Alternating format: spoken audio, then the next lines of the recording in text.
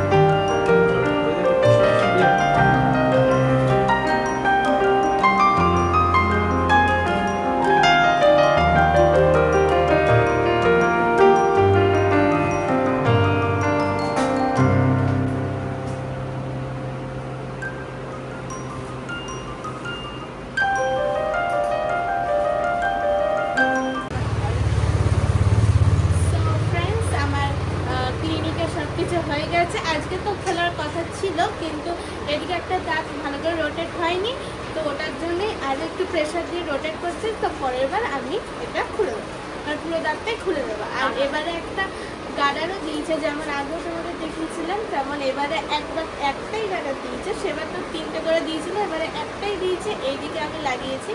আর তোমাদের এখন দাঁতের কন্ডিশনটা দেখিয়ে দিই কেমন আছে।